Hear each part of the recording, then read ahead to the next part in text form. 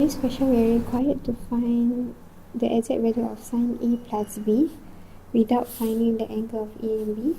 So sine A is equal to 4 over 5, where A is an acute angle. This is a very important information. And cosine B is equal to negative 12 over 13, where B is an obtuse angle. Okay, so we are required to find the exact value of sine A plus B.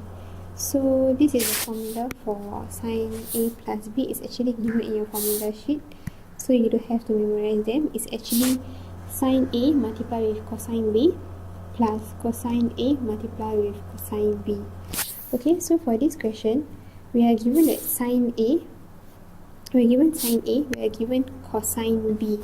However, we are not given cosine A, and we are also not given sine B. So these are the two information that you might need to find later.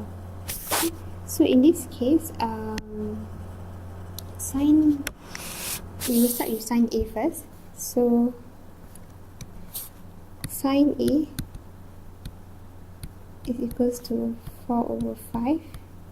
Okay, and using Torr-Caso, as you have learned in EG1,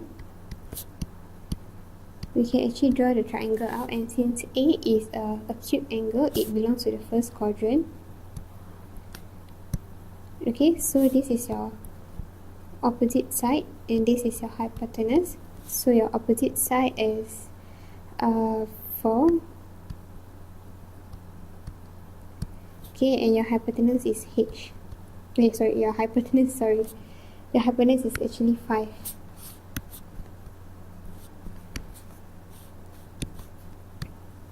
Okay, so in this case, in order for you to find cosine A, you are required to find the adjacent side and also the hypotenuse side. So cosine A is actually equals to the adjacent over hypotenuse. Okay, hypotenuse we are given it to be 5, but adjacent we don't know yet, so we have to use our Pythagoras theorem to find the adjacent side.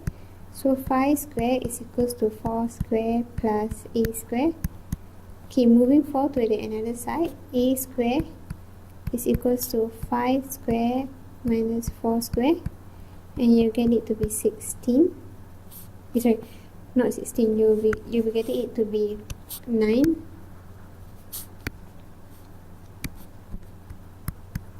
Okay, and A will be equals to square root 9, which is equals to 3.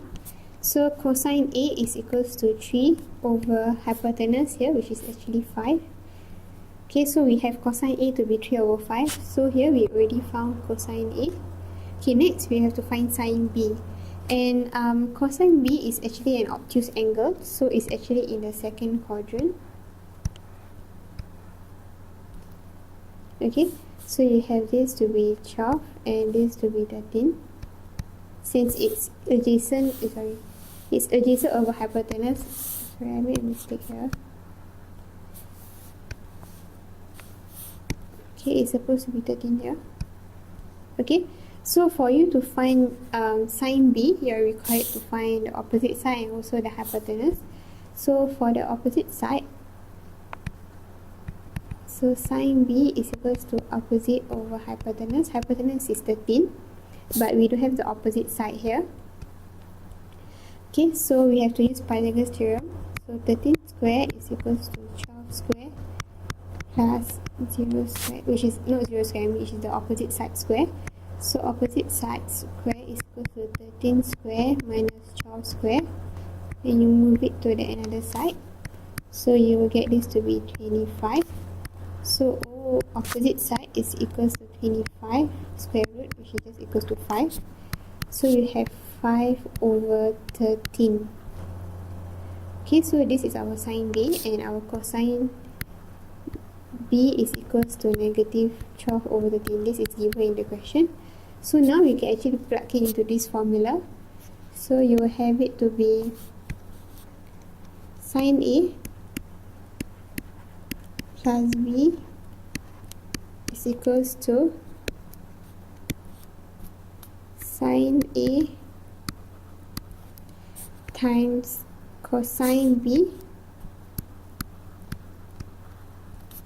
plus cosine A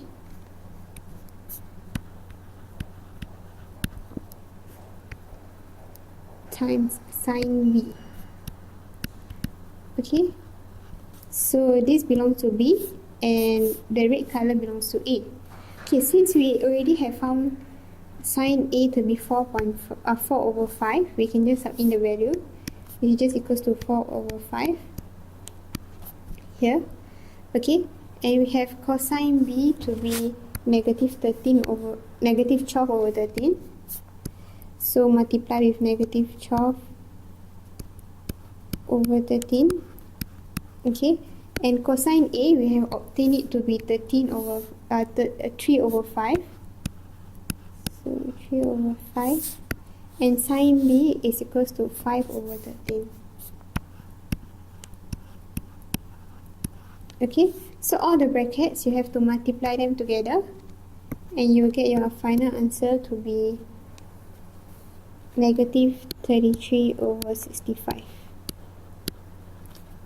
Okay, so sine A cosine B is actually a value that we have found here, which is 4 over 5. Cosine B is also a value, which is negative 12 over 13. And cosine A is 3 over 5 and sine B is 5 over 13. So you multiply this number with each other and you will end up getting negative 33 over 65. So this is our final answer.